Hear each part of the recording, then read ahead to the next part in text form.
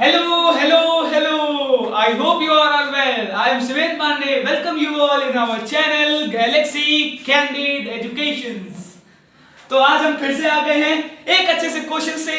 Light chapter का एक question लिया है हमने। कुछ दिनों पहले ही लाइट चैप्टर का एक वीडियो बनाया था जिसमें रिवीजन किया था पूरा चैप्टर का एक शॉर्ट में रिवीजन किया था। अब बात करते हैं कुछ क्वेश्चंस के बारे में। मैंने क्वेश्चंस ले लिया है बहुत अच्छे से। आई होप आपकी तैयारी चल रही होगी। तैयारी तो चल रही है ना? कमेंट में बताना। ठीक है, चलो एक क्वेश्चन दिया हूं, प्यारा सा क्वेश्चन है, बहुत सुंदर सा क्वेश्चन है। ऐसे क्वेश्चंस आ सकते हैं एग्जाम में कंफ्यूज करने के लिए। देखिए इस रे डायग्राम बनाया है ना, रे डायग्राम में कुछ लिखा नहीं है कि कौन क्या है कौन क्या, सिर्फ ये बता दिया मीडियम ए है मीडियम बी है। चलो क्वेश्चन क्या है पहले पढ़ लेते हैं। A figure shows a ray of light as it travels from a medium A to a medium B. एक रे ऑफ लाइट है मीडियम ए। देखो कंफ्यूज करने के लिए मीडियम ए को नीचे रखा है। अक्सर हम लोग पढ़ते आ रहे हैं भाई, अक्सर हमने आज तक ये पढ़ा है कि ये एक मीडियम है, यहां से लाइट आ रही है यहां से जा रही है। हमने ये सब पढ़ता है, हम लोग ये सब पढ़ते आए हैं। हमेशा लाइट ऊपर से आती है, हमने ये अभी तक कई केसेस देखे। पर कंफ्यूज करने के लिए नीचे से ले आया। अगर हम इस एरो को ना ध्यान दें, इस एरो को ना ध्यान दें तो इस क्वेश्चन को सॉल्व नहीं कर सकते, समझ ही नहीं आएगा। कभी कभार एग्जाम में सिर्फ एरो दे देगा, ये भी नहीं लिखेगा कि ये मीडियम ए है ये मीडियम बी है, ये नहीं लिखेगा। कभी कभार सिर्फ एरो दे देगा, एरो लगा देगा।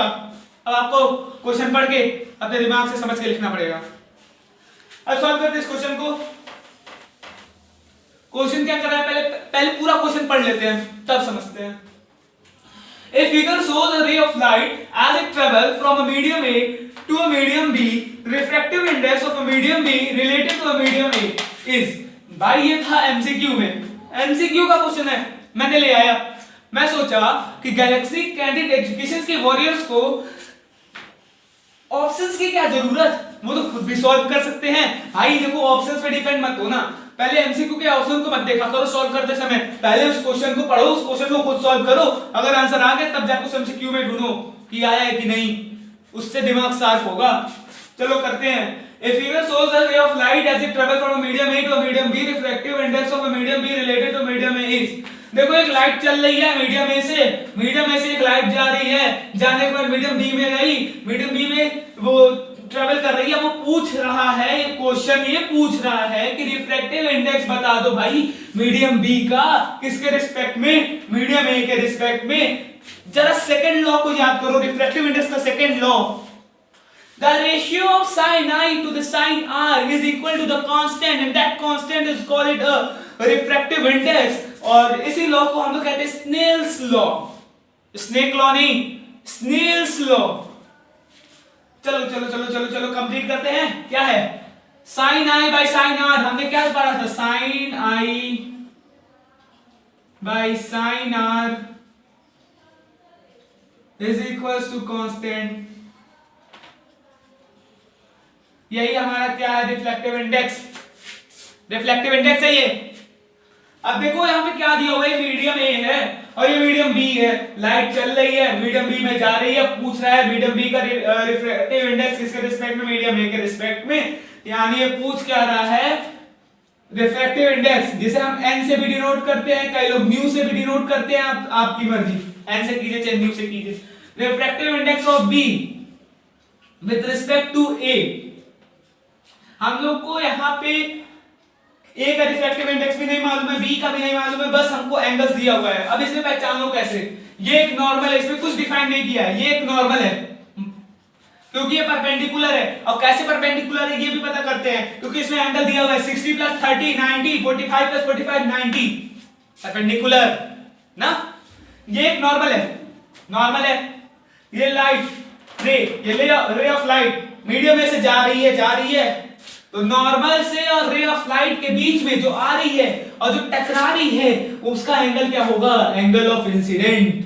क्या होगा, एंगल ऑफ इंसिडेंट। और जो रे निकल रही है, जो रे रिफ्रैक्ट हो रही है, उस रे और नॉर्मल के बीच का एंगल क्या होगा, एंगल ऑफ रिफ्रैक्शन। ये हो गया angle of refraction, angle R. बस ये आ गया, स्नेल्स लॉ का इस्तेमाल करो, सॉल्व करते हैं। साइन आई क्या है, ये है साइन आई, यानी sine 60 degree upon sine 45 degree क्या हो जाएगा, साइन 60 की वैल्यू √3/2। पढ़ लो, याद कर लो वैल्यूज, सिर्फ मैथ में नहीं फिर इसमें भी कंफ्यूज कर सकता है। साइन 45 की वैल्यू ये भी नहीं पता होगा, 1/√2। अब इसको कर लो, √3/2 इंटू रेसिप्रोकल हो जाएगा, ऊपर जाएगा √2 क्या होगा 1। अब यहां पे देखो हम इससे ये काट सकते हैं, देखो कैसे, क्या हम ऐसे लिख सकते हैं √3 को अपॉन √2 को मतलब 2 को ऐसे लिख सकते हैं √2 इंटू √2 आएगा ना 2 विच इज इंटू √2/1। एक √2 से एक √2 कैंसल, तो क्या आ जाएगा √3/2। तो हमें क्या मिल गया, √3/2। तो हमें क्या मिल गया, रिफ्रैक्टिव इंडेक्स मिल गया, किसका, बी का। किसके रिस्पेक्ट में, ए के रिस्पेक्ट में, तो लिख देते हैं N B A is equal to √3/2। ये हो गया हमारा आंसर, निकल गया ना। यही था क्वेश्चंस, देखो यही ऑप्शन में दिया हुआ था, यही हमने निकाल लिया। ये क्वेश्चन था आपका एनसीईआरटी एग्जाम्पलर का। एनसीईआरटी एग्जाम्पलर का बुक हो तो बुक खोल के देख लो, किसी बुक में मिसप्रिंट हो गया, या ऑप्शन दिया ही नहीं है, तो ऑप्शन दिया ही नहीं है तो ऑप्शन को सही कर लो, वो रूट लगाना भूल गया था नीचे। ठीक है, बस यही फंडा था, मैंने कर दिया सॉल्व। ये क्वेश्चन था, एक बार क्वेश्चन को एक बार और देख लो। A figure shows the ray of light as it travels from medium A to the medium B, refractive index of medium B with relative to medium A is, तो हमने Snell's law का इस्तेमाल किया। Snell's law का इस्तेमाल करने के बाद sin 60 upon sin 45, sin 60 की वैल्यू √3/2, sin 45 की वैल्यू 1/√2, दोनों को मल्टीप्लाई कर दिया, रख दिया, और आंसर निकल गया रिफ्रैक्टिव इंडेक्स B का रिस्पेक्ट टू A के √3/2। आगे आंसर कंप्लीट हो गया ना, कंप्लीट। आई होप सबको समझ में आया होगा, आया है ना, आया तो कमेंट बॉक्स में कर दो, नहीं आया तो मैं सॉरी बोलता हूं, हो सकता है मेरे पढ़ाने में कोई कमी।